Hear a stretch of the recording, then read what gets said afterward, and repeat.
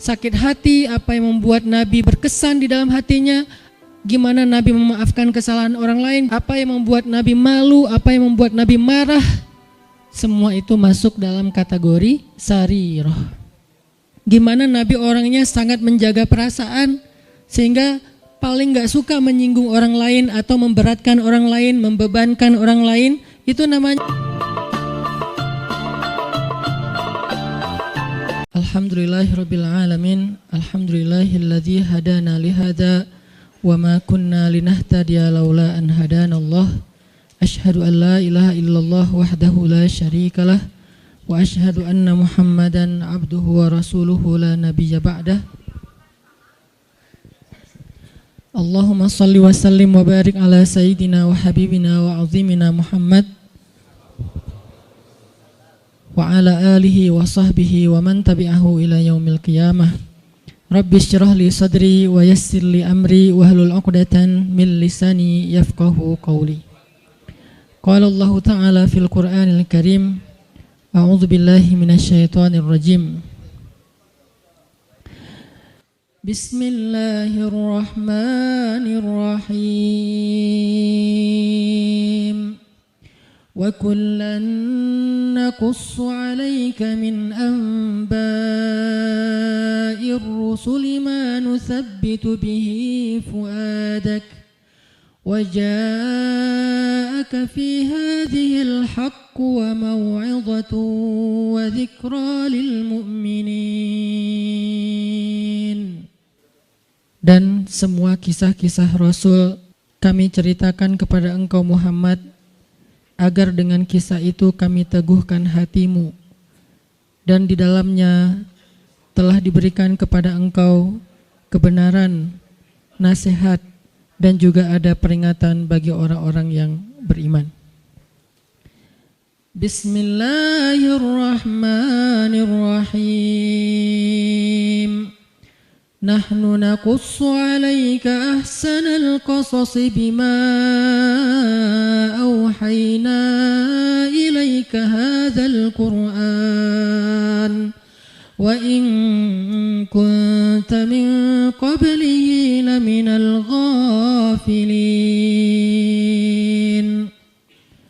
Kami menceritakan kepada engkau Muhammad kisah yang paling baik dengan mewahyukan Al-Quran ini kepadamu, dan sesungguhnya sebelum itu engkau termasuk orang-orang yang tidak mengetahui. Shadaqallahul azim.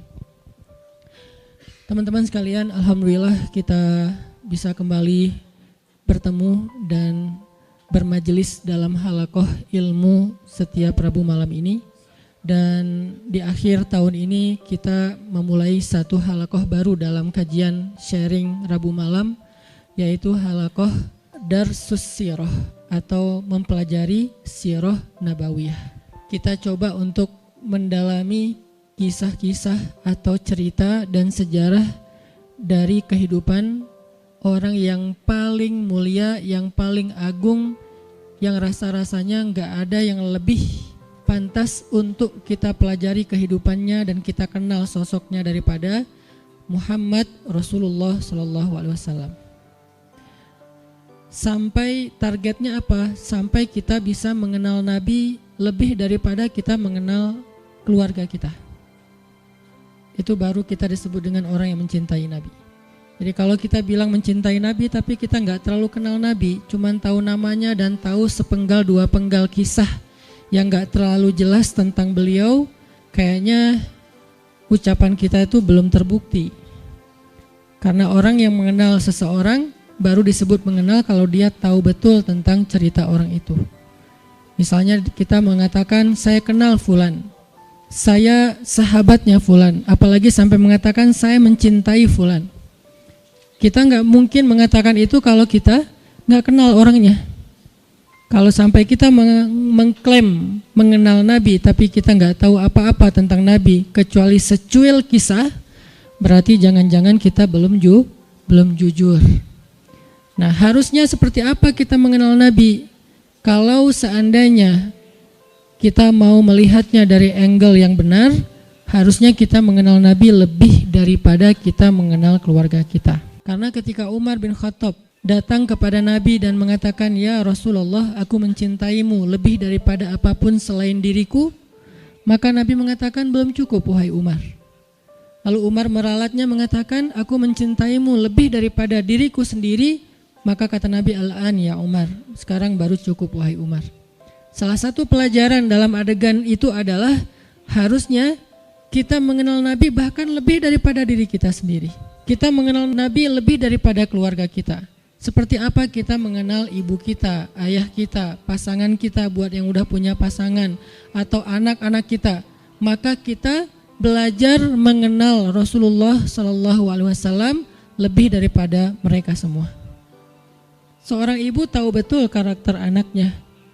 Seorang ayah tahu betul tentang kebutuhan anak-anaknya. Seorang suami atau istri tahu betul tentang sifat pasangannya. Anak tahu betul apa yang baik untuk orang tuanya, apa yang menyenangkan hati orang tuanya, dan seterusnya. Maka harusnya kita lebih tahu betul tentang Nabi daripada keluarga kita. Ini salah satu goalsnya, sampai kita bisa mengenal Nabi lebih daripada keluarga kita sendiri. Dan ini bukan hanya buat teman-teman di sini, tapi juga buat saya pribadi. Sambil saya menyampaikan, karena ini bukan dari saya hanya menerjemahkan bacaan dan wawasan yang saya dapatkan, baik ketika dulu masih belajar di Al-Azhar maupun sampai sekarang karena jadi murid itu seumur hidup terus belajar ke dalam bahasa yang mungkin mudah-mudahan bisa lebih mudah kita fahami tentang sirah Nabi. Sehingga kita sama-sama nanti satu saat makin lama makin kenal dengan Nabi, makin tahu tentang Nabi, sampai bukan hanya yang zahirnya.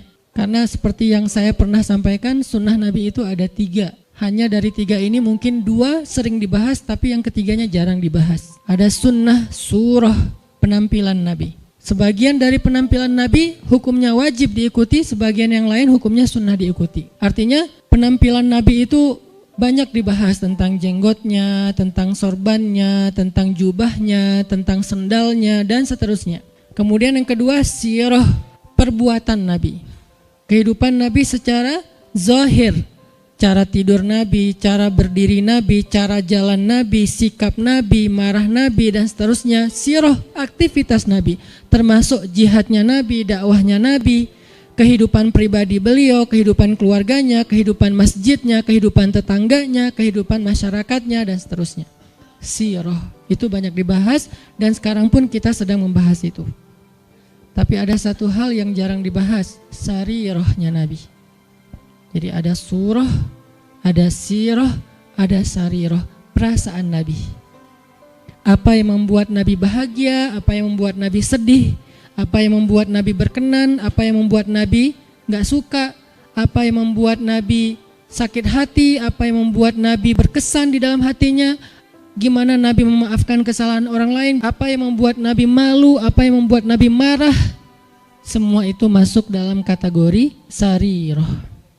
Gimana Nabi orangnya sangat menjaga perasaan, sehingga paling gak suka menyinggung orang lain atau memberatkan orang lain, membebankan orang lain.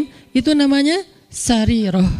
Kita sampai kalau bisa mengenal sarirahnya Nabi, bukan hanya surah dan sirah, tapi sampai sarirah. Karena kalau kita nggak belajar sarirah Nabi, kita hanya belajar kulitnya, yaitu yang tampak saja. Jangan-jangan semakin kita mengetahui sunnah Nabi, semakin kita jadi bikin orang nggak nyaman, semakin galak, semakin eksklusif. Bahkan jangan-jangan gak sengaja kita semakin merasa paling benar. Padahal Nabi SAW sendiri dengan sarirah beliau adalah orang yang paling menyenangkan. Gimana Nabi jadi orang yang paling menyenangkan? Itu sarirah, bukan sirah, bukan surah. Nabi menyenangkan bukan hanya karena beliau ganteng, itu udah pastilah. Tapi banyak orang ganteng tapi nyebelin ya. Ada orang, yanya kencang di belakang. Ada cewek makin cantik makin bikin kita kayak gak nyaman gitu. Kenapa gak nyaman? Karena mungkin kecantikan dia itu jadi fitnah, kecantikan itu bikin dia jadi jutek atau apa. Ada orang secara fisiknya hampir bisa dibilang sempurna, dia fisiknya keren, tapi karena sarirahnya, mentalnya, perasaannya itu nggak humble sama orang lain, akhirnya kita juga nggak nyaman bareng dia. Makanya ada orang memilih pasangan walaupun yang tampak duluan itu fisik, tetapi kadang-kadang ada orang yang kayaknya pasangannya biasa banget, tapi dia kayak happy banget sama orang itu. Kenapa? Karena cocok secara karakter. Nah, artinya mungkin kita wawasan tentang Nabi itu bagus, surahnya kita mencontohkan Nabi itu hampir sempurna, karena nggak ada yang sempurna Nabi pastinya. Cuman kok nggak bisa bikin orang nyaman? Jangan-jangan kita tahu banget surah, belajar banyak sirah, tapi hampir kurang aware tentang sarirahnya Nabi, perasaan Nabi. Ada hadis, ketika Nabi menyampaikan hadis itu nyaman didengar. Ketika kita yang ngomongin hadis yang sama, kok jadi bikin orang gak suka, jadi bikin orang sedih gitu. Jangan-jangan bukan teks hadisnya. Hadisnya sahih, bahkan mutawatir, Bukhari, Muslim. Tapi hadis yang sahih itu ketika Nabi yang menyampaikan, orang nyaman. Ketika kita yang menyampaikan, orang malah sedih. Berarti ada sarirah yang kelewat, yang miss, yang kita nggak mem-packaging, membungkus teks tadi ketika kita menyampaikan kepada orang lain. Nah, kita pengen belajar kehidupan Nabi itu bukan hanya yang tampak, tetapi kita pengen mendalami dari sisi-sisi sarirahnya. Nanti yang akan teman-teman dengarkan dari kajian sirah ini, mungkin hal-hal yang teman-teman udah pernah dengar dari yang lain. Karena kajian sirah itu banyak ustadz-ustadz yang menyampaikan. Apalagi kalau teman-teman ngerti bahasa Arab, buka di YouTube dicarinya pakai bahasa Arab, itu akan lebih dahsyat lagi. Cuman kenapa kok tetap perlu mendengar? Mungkin kalau pelajarannya sama, refresh, recharging iman. Kalau enggak, maka pasti ada angle yang berbeda. Objeknya sama, kejadiannya sama, peristiwanya sama, tapi ibrahnya berbeda. Kenapa ibrahnya berbeda? Karena interpretasi dan sudut pandang berbeda. Kok bisa kayak gitu? Karena semua tentang Nabi itu adalah mutiara. Dilihat dari mana aja bercahaya. Ada yang cahayanya dari sebelah sini. Wah, saya lihat dari sini ada ibrah, pelajaran penting, petunjuk hidup. Kata yang lain, dari sebelah sini juga ada petunjuk, banyak. Jadi nggak bisa kita hanya menyimpulkan kehidupan Nabi dari satu sudut pandang. Saking sempurnanya kehidupan beliau. Nggak ada syubhatnya.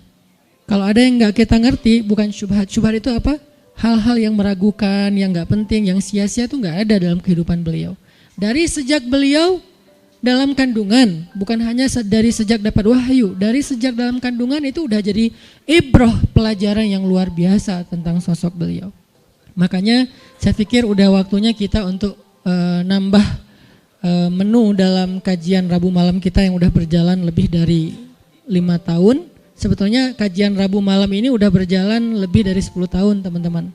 Karena sebelum ada Pemuda Hijrah, Rabu malam udah ada kajian saya di Masjid Al-Latif.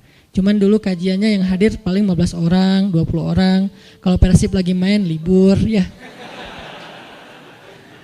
Alhamdulillah kemudian dengan adanya Pemuda Hijrah kita kerja dakwah bareng-bareng jadi rame, kemudian jadi berkembang. Artinya dulu tuh kajian kita tuh udah sempat masuk ke level apa, kemudian kita coba lightkan lagi supaya semua orang bisa nyaman dengan bahasa-bahasa taklim. Dulu udah agak bold tuh, makanya saya bilang dulu kajian kita tuh membahas tentang rijal, para tokoh-tokoh kesatria Islam. Saya pernah bahas Ikrimah anaknya Abu Jahal, seberapa kerennya Ikrimah. Saya bahas juga tentang kisahnya Imam Hasan Al-Basri, Ibnul Musayyib, Umar bin Abdul Aziz, sampai yang terakhir sebelum datangnya Pemuda Hijrah kita membahas Nuruddin Zinki. Dulu tuh udah sampai ke pembahasan rijal, tokoh-tokoh Islam. Tapi karena kebutuhan dakwah dengan segmen yang lebih luas, kita pakai menu yang lebih light lagi. Sekarang cengeknya dikurangin, ya. Jadi light, jadi semua orang bisa makan, anak kecil juga bisa makan nasi gorengnya. Tapi itu udah berjalan 5 tahun. Sekarang saatnya pakai tambahan cengek, lebih lada dikit. Supaya apa? Supaya lebih nikmat, supaya lebih kerasa. Nah ini kita tambahin dengan sirah. Saya pikir semua teman-teman yang hadir di sini adalah orang-orang yang udah lama ngaji, udah rajin ngaji, udah ngejar taklim. Yuk belajar sirah sama-sama sampai kita mengenal sosok Nabi seperti kita mengenal keluarga kita.